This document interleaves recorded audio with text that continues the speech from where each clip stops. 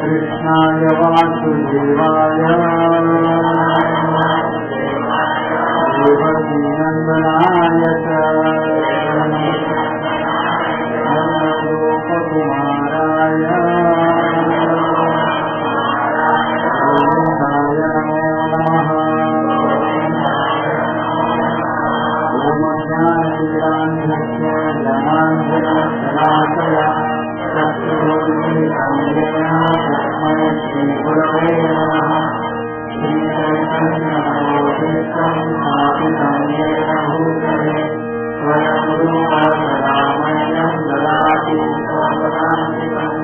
वन्देऽहं श्रीगुरौ श्रीयुतापदकमलं श्रीगुरुं वैष्णवांश्च श्रीरूपं साग्रजातं सहजा रघुनाथामृतं संसदीयम् साद्वैतं सावधूतं सरिजासहितं कृष्णचैतन्यदेवं श्रीराधा कृष्णपादां सहगना नमो विष्णुपदाय कृष्णप्रेष्ठाय भूतले श्रीमते भक्तिवेदान्त स्वामिने नमस्ते सरस्वती देवे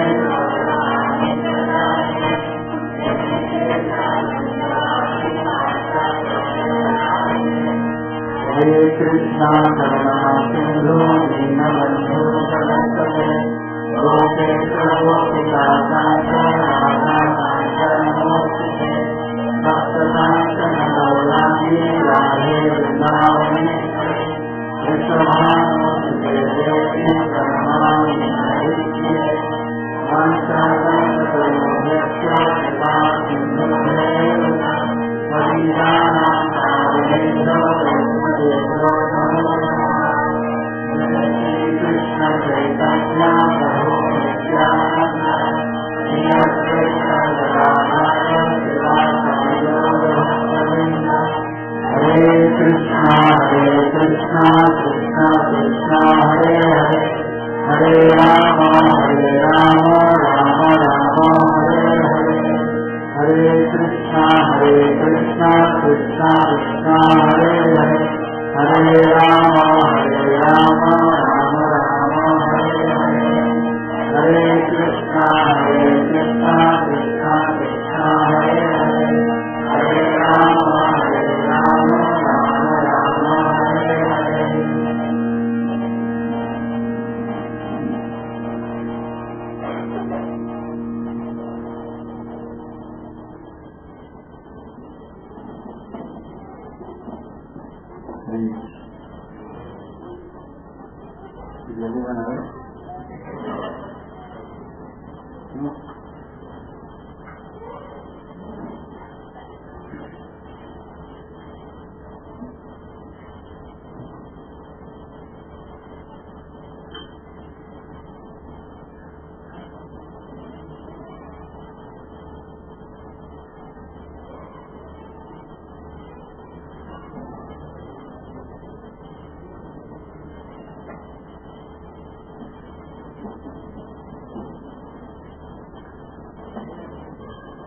So welcome all of you for our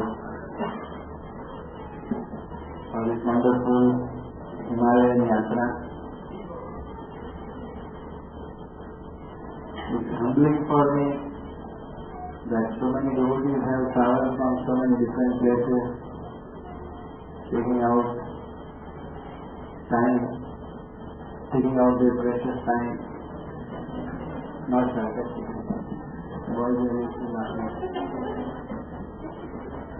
taking out their extremely precious time, sacrificing their vacation, their time which they could give to their family, their company. They have come here.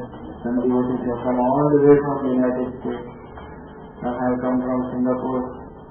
Some have come from Mumbai.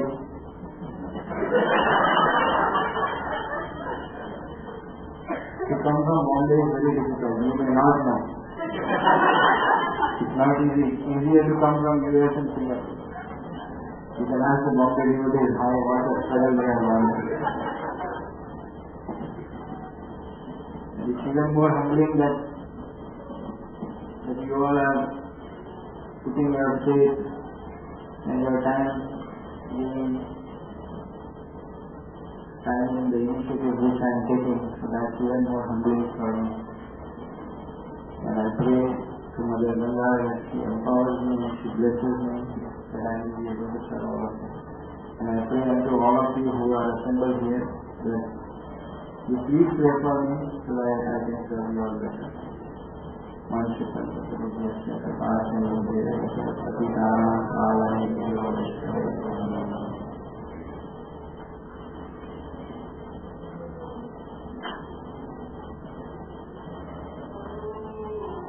It's a very great moment for all of you because you have come for a great journey. And this journey is not great because you are going to the Himalayas. This journey is great because you have come for pilgrimage. Otherwise, if you see now, the holy places are filled of water sports and so many hill stations. And that's not the purpose. It's a very good thing that you all have come here for a pilgrimage.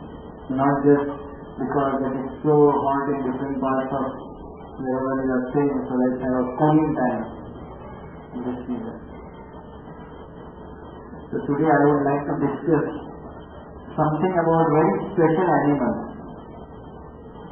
Those are dogs, hogs, camels, asses, mosquitoes, flies, insects, snakes and frogs. But not as described in the Animal Planet or National Geographic, as described in the Srimad Bhagavatam. Human form of life is very, very rare, our scripture says. In the 84 lakh species, it's easier to get other forms of life because you don't need to do endeavor, you just need to do mistakes which is natural. But human form of life is a very privileged form which comes out of great endeavor. And more rare it is because it is the only species which can think about the higher truth.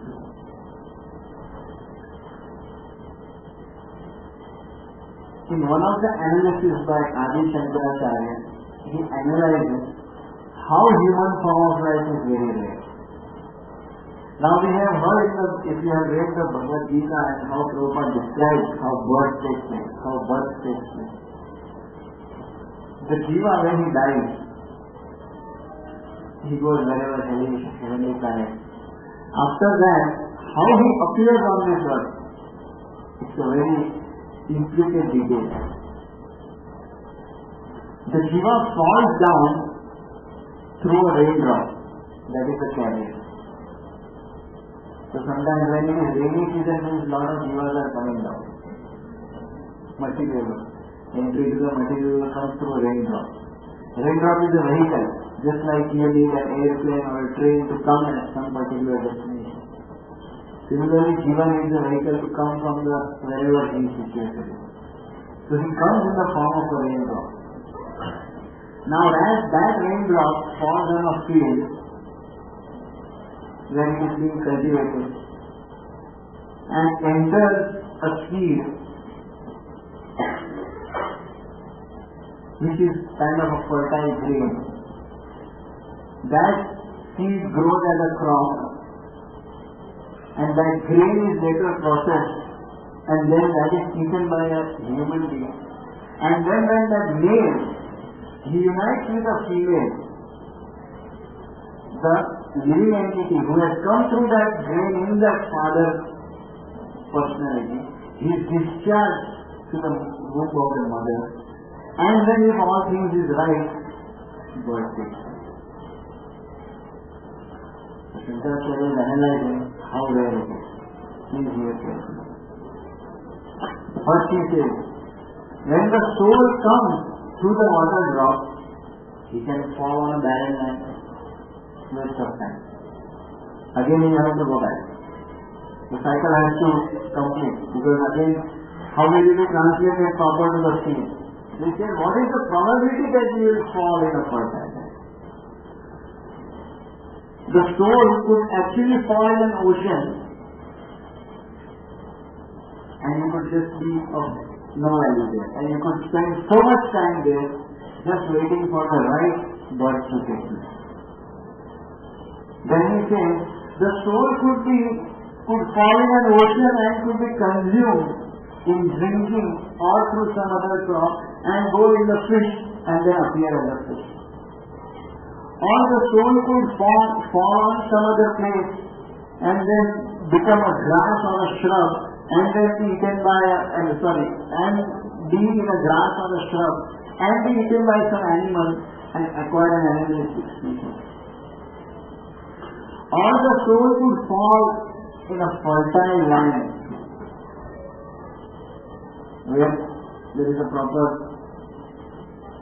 harvesting season going on, like farming is going on. It could fall there,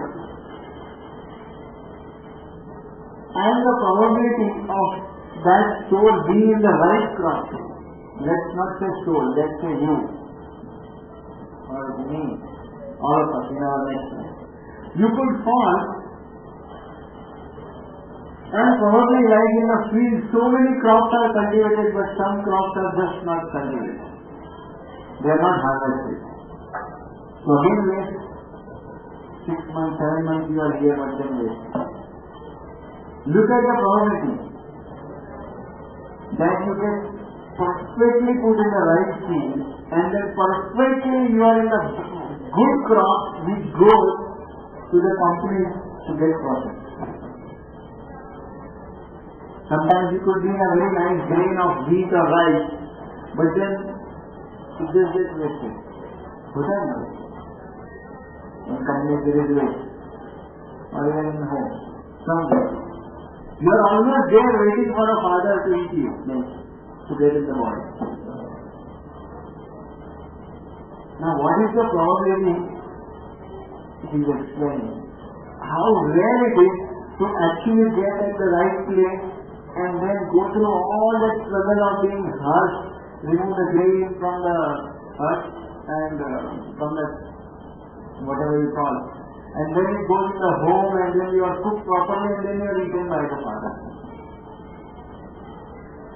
And then if your body is healthy, everything is fine, and then you are processed as a vital soul. Then he explains, because of bad habits or unregulated habits, you could just be wasted in just a gratifying discharge. Again, repeat the entire procedure of coming to the field through the window. Can you imagine? So you get into the womb during the right time, and then the body starts falling. And then after 9 months, provided the mother and the father are keeping good health and doing proper checkups and whatnot, and they are not deficient in whatever, then you will get a proper healthy body. So this human form of life is very, very rare. I think the urgency we have to take this message. Human form of life is extremely rare. And people in Kali are just wasting this form of life without even understanding the gravity of the situation. How many years it is going to just take when the clearance comes that okay, now we will be born on this earth. It's a very real thing. Ayur Harati Vaikunta Udyan Astam. Our sisters will explain every rising and setting of the sun, our life is being taken away. Ayur Harati. It means snatcher. Life is so precious. And therefore in the Srimad Bhagavatam, when the sages meet Sutta Goswami at Naimisharanya, they ask him about the purpose of life. Sutta Goswami begins with a kind of a chastisement. He says that Saravaha Trina Jivanti, are the trees not living? Somebody could say, how can you compare a life with a tree? Tree does not even breathe, it is simply standing. Look at us, we at least breathe. So Sutta Goswami says, Bhastra Chirna Swasanti Uta.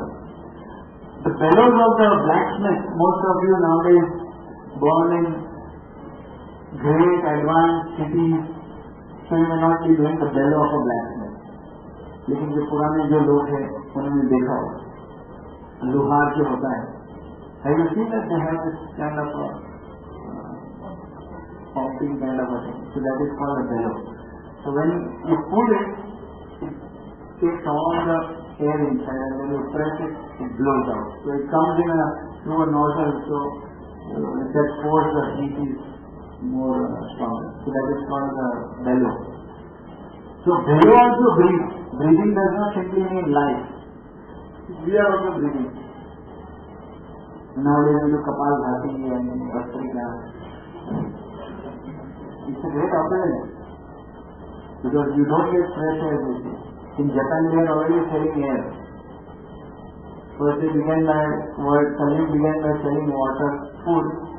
Then water was sold. Now air is being sold. So this breathing has become a very big thing now.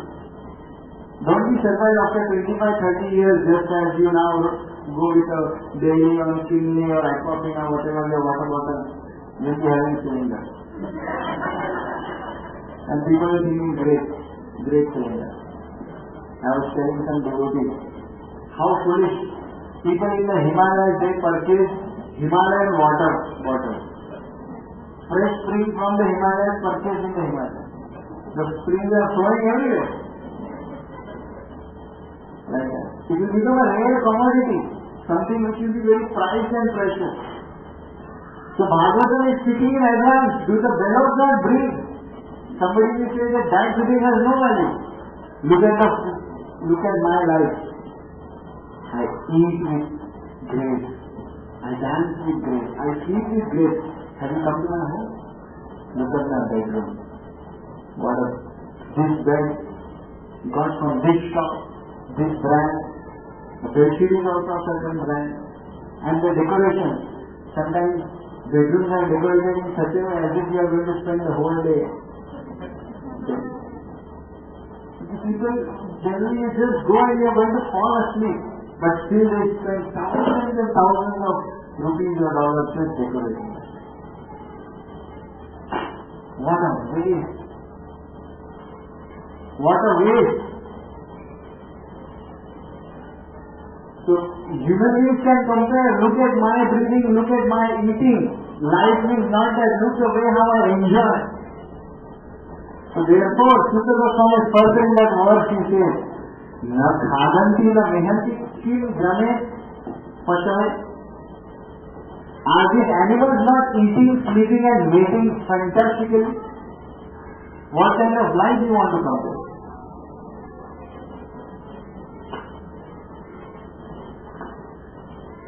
So therefore, Sutta Goswami speaks that such kind of people whose consciousness about life and its destination is only based on how qualitatively I can eat better, buy a good plate, plastic plate, silver plate, golden plate, decorated plate, have a decorated have a fantastic dining table, but eat only rotten food. Have a great bedroom, but take pills to sleep.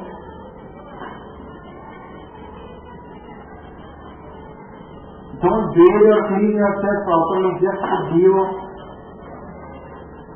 That's the world is. So Sutta Goswami explained that such kind of people, what are they? He says, such people are Shwa, Vitvaraha, Ustra. Shwa means they are dogs. Vitvaraha, they are like the pigs who eat stool. Ustra, they are like camels. Why? Kharaji, they are like asses. Why? Because such kind of consciousness of such people, their only goal is to acquire sense pleasure, and they glorify only those people who have such kind of pleasure more than them. And their goal of life is to achieve more of what others have in the similar way. Means a materialistic person, his value of another person is only if somebody has more than him. If I am enjoying this much, I should see an example in front of me that he is enjoying more. So such people, Swavidvara Ustra, Kharai Samskrita Purusha, Pashuhu, Na Yat Karna Pathoke, Jatu Nam Gadadraja.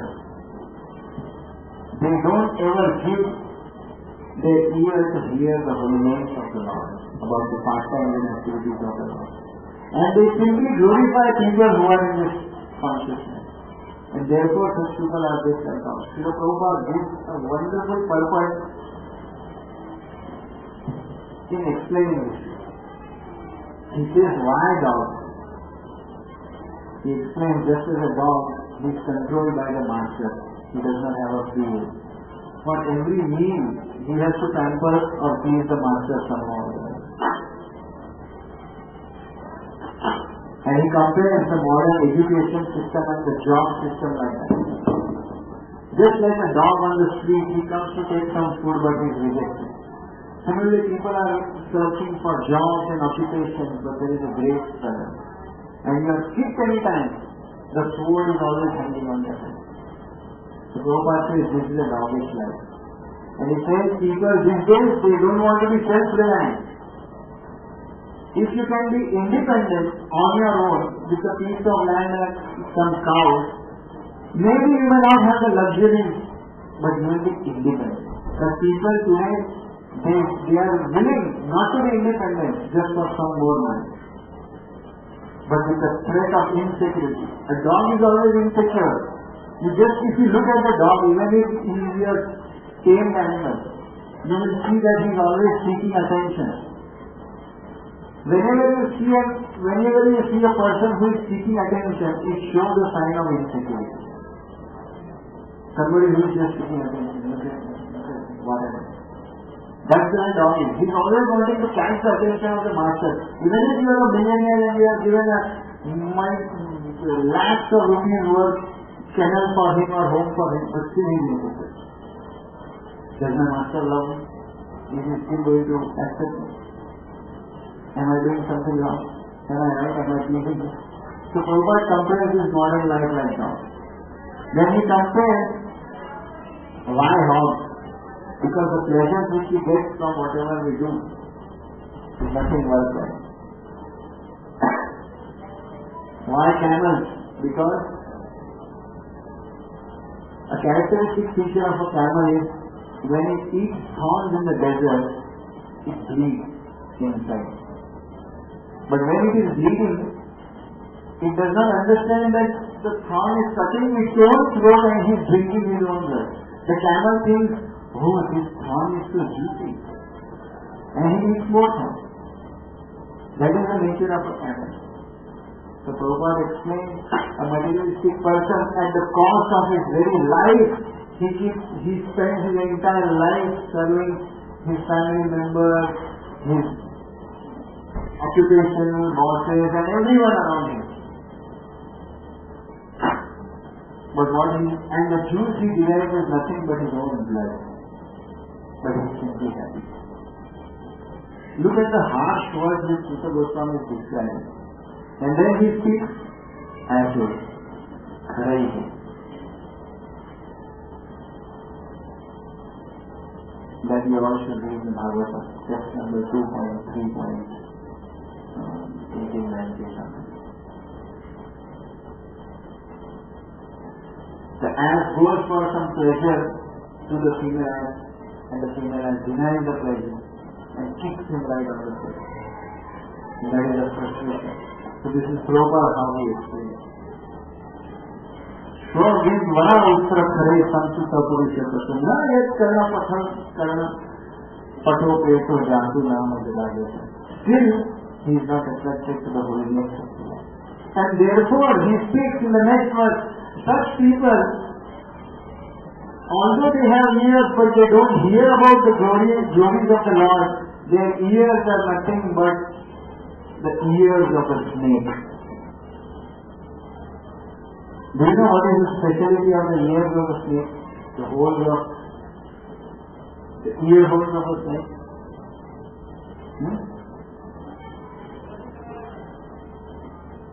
One of my friends, I think I have said this very many times. He was an activist in some kind of snake something. He had compassion for snakes. So we would play in the evening together, and sometimes we would have a snake session, training session somewhere. And in his pocket he would carry snakes. Both pockets. Normal, like your pocket. And one day he came and he said, give me a hand out. I did not put, but one of my friends put. There was a snake. Literally, I am not joking. Not for this reason. He would actually carry snakes. It was he who told me actually that snakes can't listen. They cannot listen. वो जो been बजाते ना, ये वो हमारे लिए आपके लिए नहीं, वो हमको मदद बनाने के लिए. The snake does not dance because of the tune. There is a very famous Hindi tune. The moment bin लिया तो वही बजाना आता है. It is by the movement of that bin that the snake is dancing. Because in reality the snake cannot hear. It simply has illusory hold. So Bhagavatam is explaining such materialistic people, their ear holes are like the holes of the snake, good for nothing. Because whatever you are going to hear, it serves no end. And such kind of people, when they speak, their tongue is considered to be the tongue of a frog. Good for nothing, just for inviting death. So Bhagavatam also has its own description of the animal kingdom. So the Goswami describes the head of such people is nothing but a burden, param bharaha, on the body. The hands of such people, also decorated with bracelets and beautiful bangles, they are like the hands of a dead man. Good for nothing. The legs of such people, they are just like tree trunks. The eyes of such people are like the plumes on the peacock feather. The peacock feather looks so beautiful. And if you see from a distance, people like to decorate their eyes like that. Those kind of colors, it's so beautiful. But can it actually see? No, it cannot see. So why the Bhagavatam is explained like that? Because a materialistic person, in spite of seeing repeated failure in his own life, he still cannot get the message loud and clear. Pasyan apina pashyati. In spite of seeing, you cannot see. And therefore, Sutta Goswami speaks the basic characteristics of materialistic people, trying to explain to the sages what are the characteristics. After speaking such hard statements, you will be surprised to know the response of the sages. They said, Atha abhidehi anga manaha anukulam prabhasati. Oh Sutta Goswami, whatever you are saying is giving us lot of pleasure. Now just imagine, who can say this? If we are materialistic in our life, If we have any of these characteristics, when we hear such things in Bhagavatam, we will feel offended. Or we will feel bad about ourselves. We will become moral. We will feel shameful. We will say, because Swami, why is not speaking about Krishna's pastime? Why is he speaking about my pastime? And then we start hearing snakes, frogs, Gaza, Kutta, Bandar, all kinds of animals. Krishna Katha karo.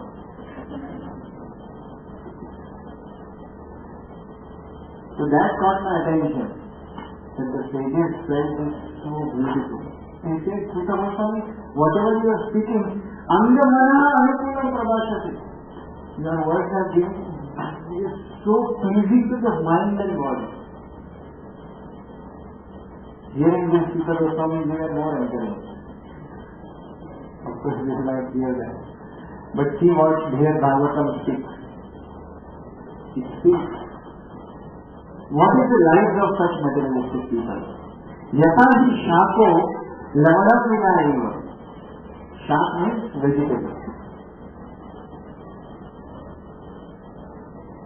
Yatha hi shako lavanam vina. Lavana means soil. A vegetable, beautiful vegetables on your plate, but without soil. What is the value? It cannot taste good. Shudham vina bhogya taya yathata. You don't have hunger and somebody gives you a 15-course feast. Ya 56 bhog devi. You go to Govinda's restaurant and you don't have any hunger. Is there any value for that? When we have our youth parties, they don't have breakfast and lunch. Because we are going to give them a feast in Govinda in the evening. So in Juhu in Mumbai, if you go, just in 300 rupees you get a very good feast. Almost 40 items. Excellent feast and all. I'm not joking over it. You can eat unlimitedly.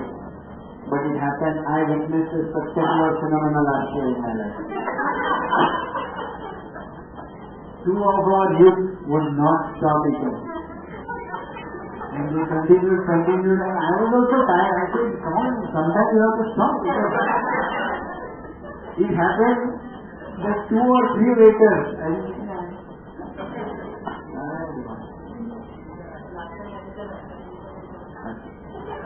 consistently. So first time the manager personally came, Prabhu, please. You have to change it for one person. And I was also so embarrassed. I said, मुझे थोड़ा इंसान की तरह काम करो. He's like a human. And the second time the manager saw the same look coming. So you can imagine. And with me there were 2 more extra people. He was so shocked. So I think next time when I have to say anything. So that time the manager was feeling embarrassed to go. So he told me one waiter. That person failed. The second person came. And then they finally stopped and then the series of ice cream started. Now there are 4 kinds of ice cream they serve. These people, one of them is here.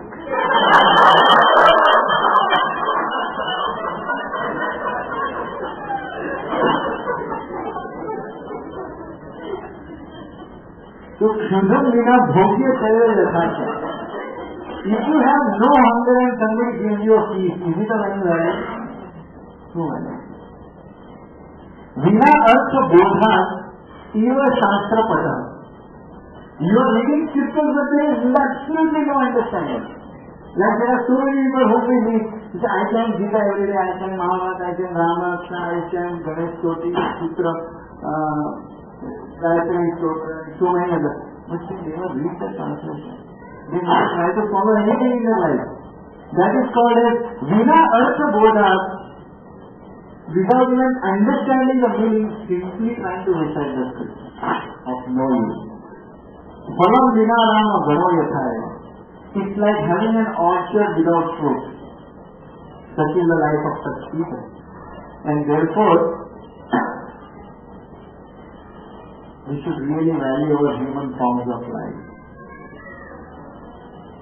The Hari Bhakti Vilas speaks about who actually lives. It explains, Yani ahani gatanisha smritya tatra sajivati. One who spends his life, one who spends his time engaged in service to the Lord, such a person truly lives. Any other reason for life, such a person is simply wasted. He may be thinking I am living, but no, he is actually getting wasted. And it explains again, Mashakaha, Makshikaha. Anybody knows what Mashakaha means? Mashakaha means mosquito. Prabhu, for all of you to be peaceful here, he was playing the role of Yambu for the mosquitoes. Almost, I think 60-70 mosquitoes must have been. They were made unconscious, and then Prabhu took them outside and until they would have. So Mashakaha, Makshikaha means fly, Makshi. Kaka Jivanti Anyate Kotisha, crores, and Anya Api Kotisha, and so many crores of insects. They are also alive. But what is their life meant for? Hana means Bhukti Kamayasa, just for enjoyment and procurement of newer and newer things. So Hari Bhakti Vilas is explaining.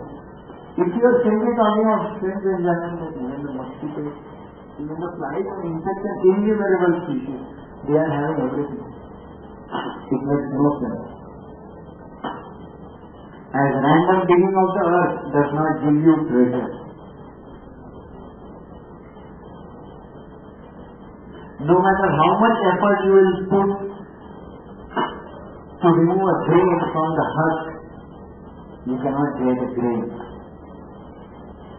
Similarly, the Hari Bhakti Vilas is explaining, if you don't create a culture of devotion to Krishna in your heart and in your life, every single thing you do will go in vain. It is failed. Our lives have been miserably failed with all our acquisitions. Very strong statement. Bahir Bhantare, if every single thing you do is failed. Therefore, in the 10th canto, a very, very beautiful discussion by the Vedic Brahmanas. These Vedic Brahmanas are not ordinary Brahmanas. They know the purpose of life. They know mantras, they know procedures, they know prayers. They are invited for the biggest of the ceremonies by the king. Such great Brahmanas, when they meet the Lord, they say, Dhik Janma, to hell with our birth in the Brahminical family. Dhik Vratam, to hell with our sacrifices. Dhik Bahut Jnatam, to hell. Dhik matlab hum jo Hindi mein bolte hain धिक्कार. Dhik Vrata, Dhik Jnana, Dhik. To hell with all our knowledge of the Vedic scriptures. Dhik Kulam, to hell with our family. Dhik Kriya Laksham, to hell with all our single activities, every single activity which we do. Why? Because if all of this put together does not cultivate some love, some attraction for you, my Lord, it's of no use to us. And they pray, oh dear Lord, please bless us with your devotion. So here, now you all have come in Haridwar, we should all remember. We have come here for a pilgrimage, and the only purpose of a pilgrimage, as explained in the Bhagavatam, is to hear about the glories of the Lord. Pilgrimage does not make sense if you are simply going to bathe in the Yamuna and Ganga without a proper understanding. Our Acharya explained A holy place is not simply for bathing in Yamuna and Ganga. One has to bathe in the pastimes of the Lord by hearing the glory. Then it is a pilgrimage. Otherwise it is no yatra. It is just simply sightseeing and photography session. That's it. Good for nothing. Sometimes devotees ask that we are all kind of Vaishnavas or Gaudiya Vaishnavas, why do we need to go to the Himalayas? Why shouldn't we just go to Vrindavan and JagannathPriya and Mayapur? So actually, we hear about the processes, Ado, Shuddha, Vikas, Ado, Sangha, Anarthana, Vishya. So we go to the holy places to cultivate our devotion by associating in the pilgrimages, in the places of pilgrimage. Shraddha or faith develops when you visit the places of the pastimes of the Lord. Sadhu Sangha, when you go to such places, you associate with sadhus or like-minded people, like devotees. All of you are also kind of sadhus. He is not doing. He is not accepting himself as sadhu. You are also sadhu. So we associate with sadhus and like-minded people and cultivate our devotion. That is the purpose. Anartha nivritti, making an endeavor for purification. In fact, one should understand, as devotees, those who are Gaudiya Vaishnavas, they should understand what is the nature of Vrindavan, JagannathPriya, Mayapur, all these places. Lord Chaitanya explains to Rupa and Sanatana, he says, to fulfill certain instructions to go to Vrindavan. And he specifically tells Sanatana Goswami, don't go to Vrindavan for more than 3 days. If you just make a visit, don't go. Better to go only under guidance. Better to go only if you have to execute the order of your spiritual master. Otherwise, don't go to such places. Because these places are not places for any kind of intellectual understanding or recreation.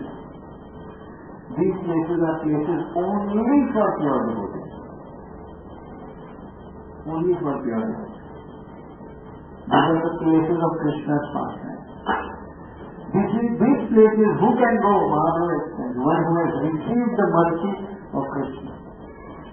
And what is the actual mercy of Krishna? It is a loving sentiment towards him. It's the bhakti. Not that because I somehow go, that means I got mercy of Krishna. Of course, as a point of gratitude, we should always have that feeling that I came to the holy place, that means I have mercy. But that's not it. Oh, I have mercy. No, I don't need anything. True mercy is that you fall in love with God and then you are like a madman. So Vrindavan, Mayapur, all these places are places of mercy. And every person who has been to Vrindavan, if you read the Srimad Bhagavatam, they have first been to the Himalayas and purified themselves. In our scripture, we have this beautiful pastime of Damodar Lila. What is the salient feature in that pastime? What is the most important lesson we learn from the Damodar Lila? 2 fingers. One finger is of endeavor or sadhana or your own efforts.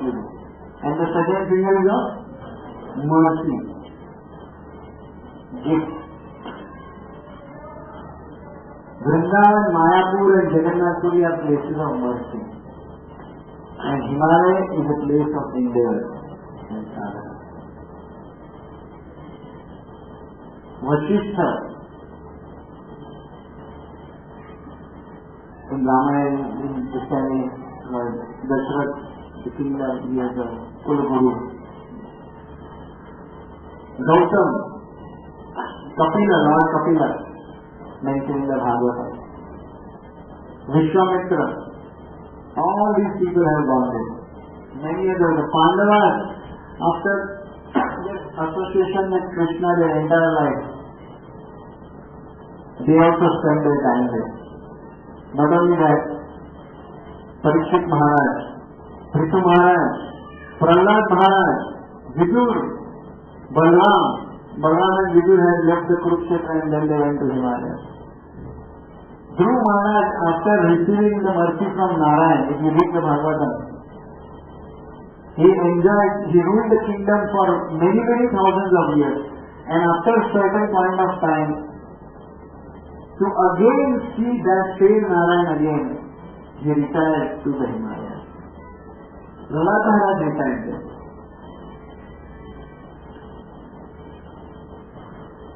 When Krishna departed from this world, along with the Pandavas, Uddhav was also so shattered. So Uddhav, he also spent the rest of his life in the Himalayas. So if you see, every character of the Bhagavatam has been in the Himalayas, and most of them in Badrinath, in that same area. Himalayas, these mountains are very, very special. If you read the Ramayana, the Gandhamadhan mountain which Hanuman lifted for the Sanjeevani, what a pastime. He was sent to bring a herd, and he was searching which herb, he got so confused. He said, let me just take the mountain. What a servant. You ask him to bring a medicine, he brings the entire medicinal factory or the store. That mountain, and that is we are going to be in that mountain going out. That is there. The Mahabharata mentioned about Himalayas, the Ramayana mentioned about Himalayas, Gita Krishna says amongst the immovable I am the Himalayas. So various scriptures. There is also a very beautiful pastime of the connection of Himalaya, especially Badrinath with Radhakund. That is here in Badrinath. If one thinks that, oh, I am a devotee of Krishna, what I have to do there? In fact, Krishna came there to Badrinath. Shankachud demon, which you have heard if you have read the Krishna book. He came in the Ras Leela, and when Krishna saw him, he ran to kill Shankachud. So from Vrindavan he ran towards Himalaya. And Krishna followed him to the Himalayas and then killed him there. Muchikunda was blessed by Krishna. Muchikunda Gufa, we are going there also. Vyasdev, he eternally resides in the Himalayas. Srimad Bhagavatam was written there. Our main scripture. Shukdeva Goswami was born in the Himalayas.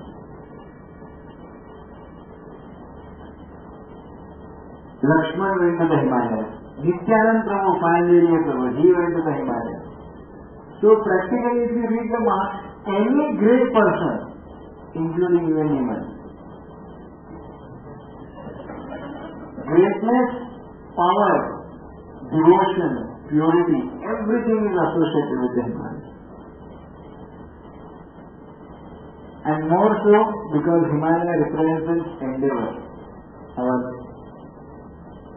Himalaya is not a place of mercy, it's a place of you do that first finger.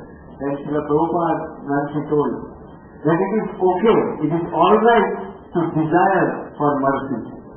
One can desire. But the important question one should ask is, am I truly qualified? Why should you receive mercy?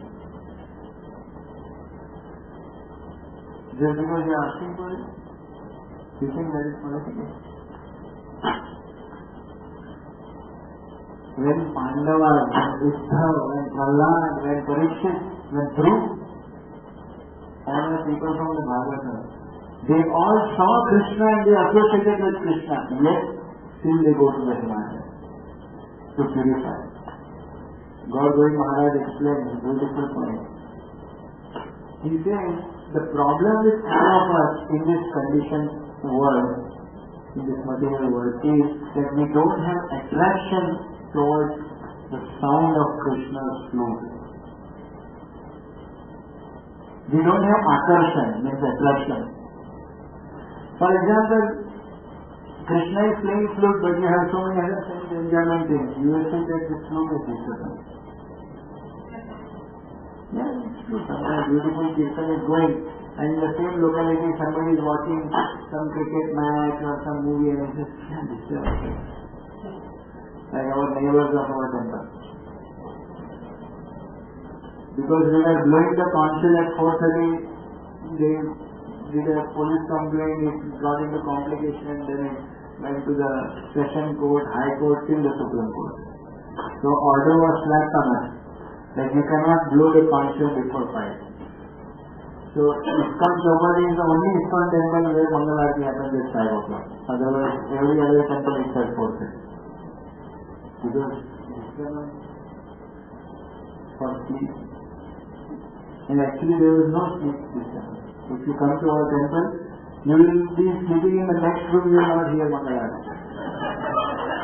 Or the Mangal Aarti is so sweetly spoken, you will fall asleep there. Out of sheer envy, I cannot tolerate. Sometimes people are so envious, they are so preoccupied with their sense enjoyment. Suppose you are drinking liquor or something and somebody plays a bhajan. Think about it, you are in a beer bar and somebody plays a bhajan. How is it? Some of you must have drank some point of time. Imagine you have gone to your discotheque and there is some bhajan. How will you feel? Oh Radhe, Kripa Varsam. It is Rasana. So those who are totally engrossed in sense enjoyment, when they hear the sounds of Lord, they cannot survive. It's not possible. So Gautam Maharaj says, our akarshan for Krishna's flute is not happening because we are preoccupied with too many materialistic things. And then at the same time now we have become devotees, and then we feel, why Krishna, why I am not getting attracted to you? But the problem is you have too many other attractions. So he says, first there has to be karshan, then there will be akarshan. So what is that karshan? That karshan is plowing the field. So he explains, just as Balramji, what is his instrument?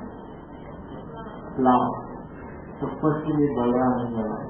Balram is Guru, who will correct you, who will guide you, and if you do anything wrong, plow. He will hit your chest and pull that thing out. What the plow does? The heart is so hard, with too much of layers of things that it is thick, it is so thick. And Krishna is saying, the wall is so thick, the sound is not penetrating. So you need a person who should break that down. So Balaramji first plows the field of the heart. And he explained that plowing is also by means of one's own endeavor, by sadhana, by effort. So first plowing. Once plowing is done, then flute. First karshan, then akarshan. Therefore we are going to the Himalayas, so that we can appreciate Vrindavan better. So all of you should remember that pilgrimage is not a vacation, although it's a good break from our regular schedule, but that is not a vacation. Please don't make this pilgrimage as your family get together, that we have time with our family, because we are not going to get that time. Unfortunately, not in this yatra. You will not get the right kind of hotel, you will not get the right kind of food. So better just focus on the pastimes of the Lord. Pilgrimage is not a vacation, but it is a plan to vacate this material world. You should remember that. And devotees, just as our scripture mentioned, this material world is like a prisoner, a prison. And all of us are like prisoners. And our friends and family members are like prison inmates. They are not some people to be fascinated there. Not giving it. Prison inmate. So which inmate is good? that inmate who encourages you to get out of the prison. That is a good prisoner. Good friend within the prison. But if you meet some prisoner who is just telling you plans how to settle within the prison, that's a dangerous association. We don't want such association. Does anybody want such association? No. So please don't be such an association with someone. A true friend within the prison is someone who gives you the plan how to escape the prison. So our acharyas are like that. Special experts, they know the map of the prison, they have high contact, they can bribe anyone. Somehow they sneak through the prison and they come and they speak about Gita Bhagavad holy name. That is nothing but an actual key. And some of the prisoners say, yes, yes, I am interested. So they come and give you the key to break through that prison. So don't be in a vacation mood here. Here with faith and with deep faith and try to understand the pastimes of the Lord. I always say this, in the Himalayas you don't have to speak much philosophy. In other places you need to know so many things. In Himalayas this place is imbibed in view and it is overflowing with the vibrations of the austerities of millions and millions and millions of sadhus and sages since millennia, since thousands and thousands of years. And you will definitely feel when you go. The whole atmosphere is so charged. And the association of Ganga all around. I will just end here. There is a beautiful story in the Padma Purana about a king, Satya Dharma, and his wife Vijaya. They are very pious king and his queen. But one time they were in the forest and one of the tigers was trying to attack a deer.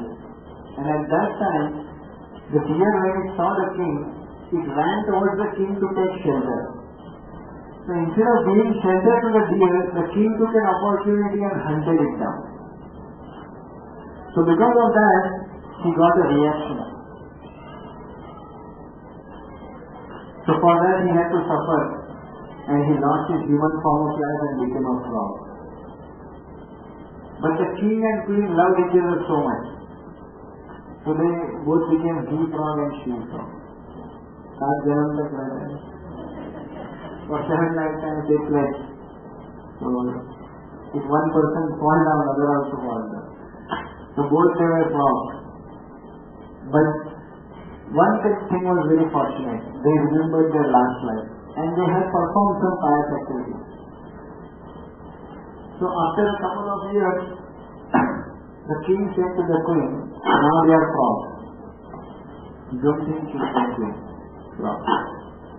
So the male frog said to the female frog, that why don't we go to Gangotri and take some darshan there and have a bathing in the Ganga.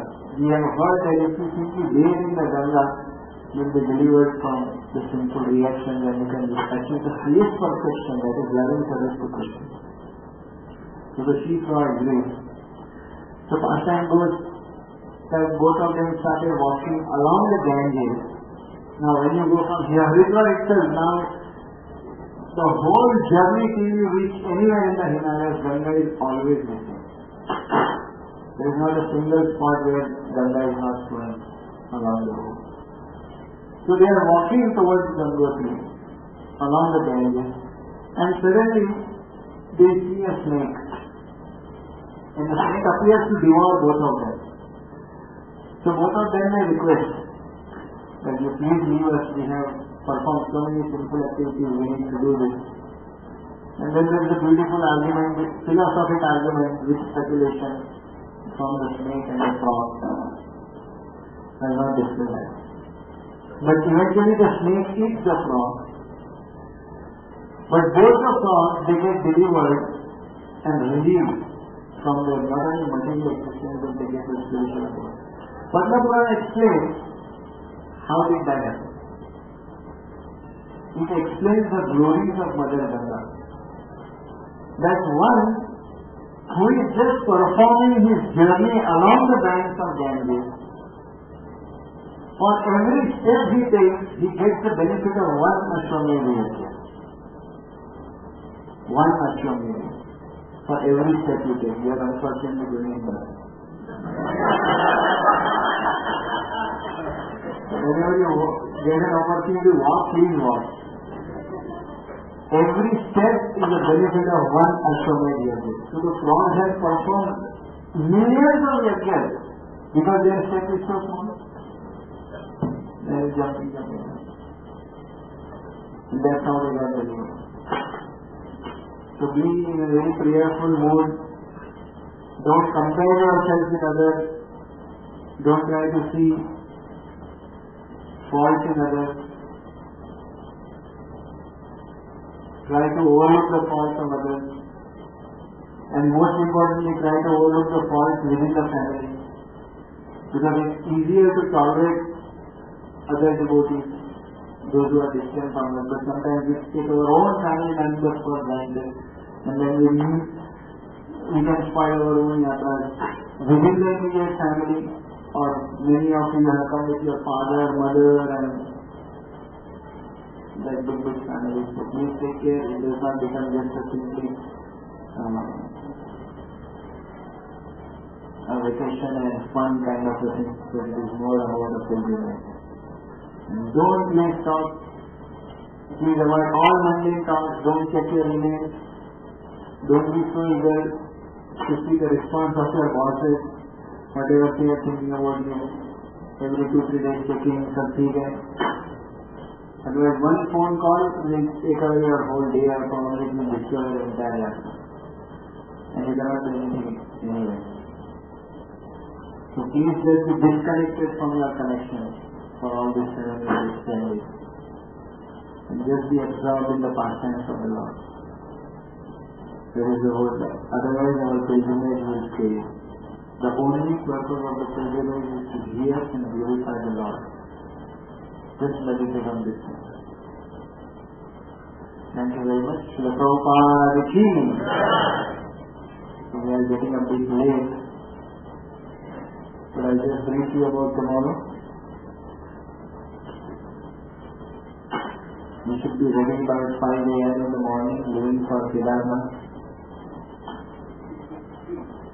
So we are not stopping anywhere between. And as you read in the news that there is not enough facility at Jagannath, so we are going to walk the next day and come back the very next, very day. And that day is Ekadashi. So you should be feeling great.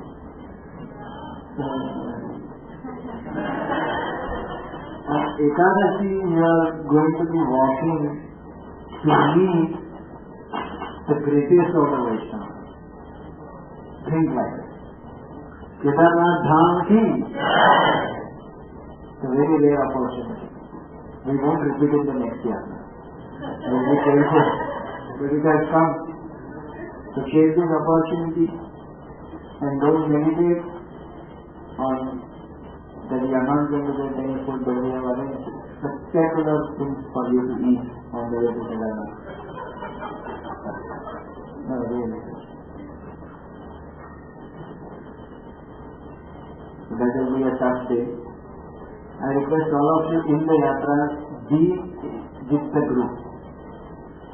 Because it happens sometimes some person is some mood, some that mood, this mood, and one person goes to waste everybody's time. So be in the group, stick to the instructions, follow the bus leaders fanatically, even if he commits a mistake. Otherwise that will be a bigger problem. So many people thinking is not good. Bus leader is not the bus driver. One amongst you will be the bus leader. So there will be only 2 or at max 3 halts, and the journey is going to be really tough. So I request all of you to eat only that which is given to you. And when the bus halts, wherever you may get some fruits or some then to drink, eat or drink minimal. So minimal that it should only kill your hunger, but it should not satisfy your belly and certainly not the tongue. Because otherwise you will create a disturbance to so many other devotees. No matter how healthy you are and what an appetite you have, if your stomach is full, you will contribute in a wrong way in the Himalayas. So that is not good. And remember this mantra for the Himalayas. Speak a bit loudly. Austerity is fun. For some people it will be easier, for some people it will be difficult. For those for whom austerity is difficult, it is more fun. And for those for whom austerity is easy, it's not. Because easy is not austerity. Austerity is when it's difficult. So think that. The birthright is an austerity. We were discussing which birth whom we should put, and we have one more smaller birth which will go ahead of everyone. So I was just telling you, if somebody puts in a Mercedes Benz or BMW here, nobody can save you from the difficulty which you are going to face in the bus. It's not too much of a difficulty, but so many windy roads, and you are used to your sophisticated roads with signals and all. And here you see drivers. Probably they have the mercy of the series of the Himalayas. The way they drive, the way they turn the buses. At every moment you will be chanting.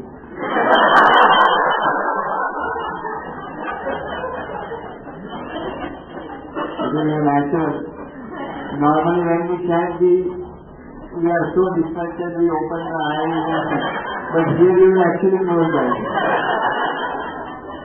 Because that's the way the buses will go. But it will be fun. So, austerity is fun, remember that. And please cooperate with the management team, they have requested me to speak on their behalf. So they have tried their best to arrange for the accommodations and so many other things. There are some difficulties. I would just like to tell, so far, myself, Prabhu, and some of the youth, we don't have an accommodation here.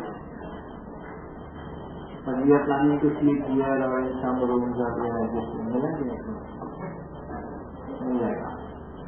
अभी तक hope है. So there is no problem.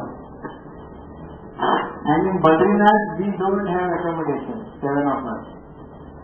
Both of us and our 4 or 5 boys. So rest assured that all of you have good rooms.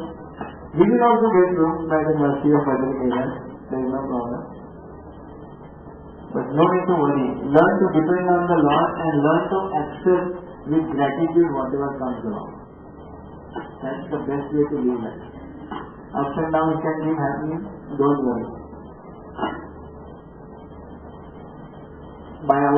We don't have any expertise in taking yatras and this, but we are trying our best. Thank you all very much. Prabhupada Ki. So I also beg forgiveness for any shortcomings you would face in future and the spontaneous challenges which may come. We expect exceptional cooperation from everyone if unforeseen situations happen. And some of you have been coming since couple of yatras with us, and you have seen that sometimes things go out of control. So I would like to end here. So we will just do a short, soft and loud kirtan for 10 minutes. Please switch off all the lights.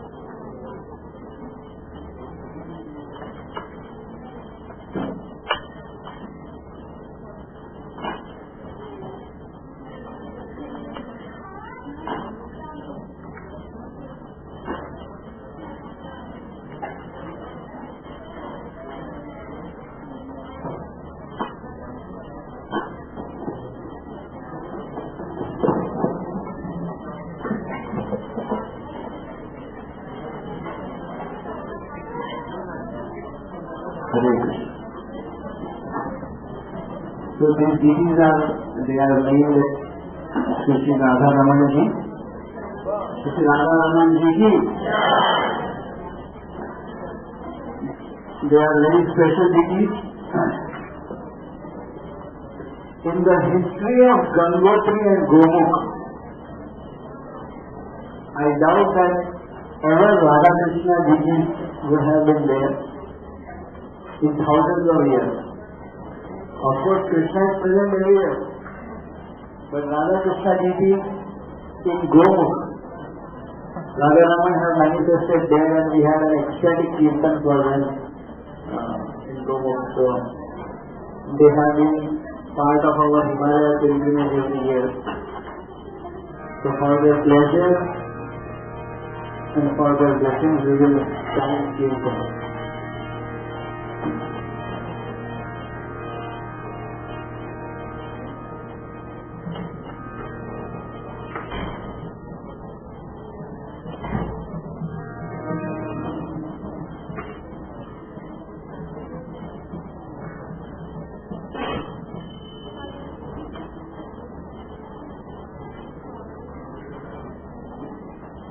Do you want to dance? You can also dance.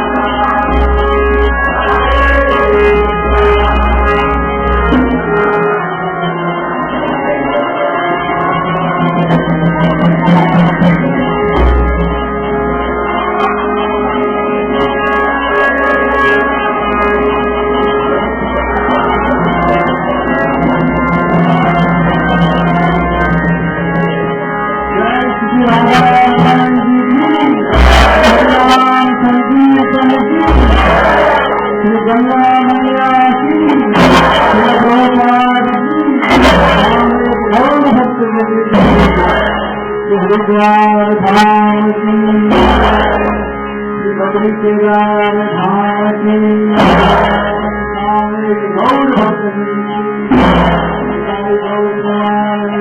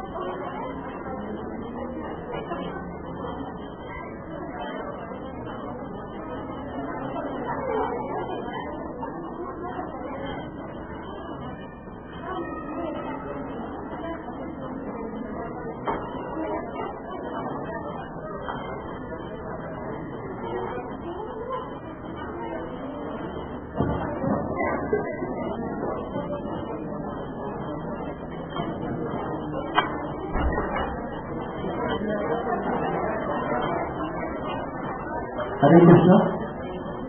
One important announcement. All those devotees who have some extra materials, so we have booked one extra room so that they can see the luggages there. So that at the end of the day, one room will be available.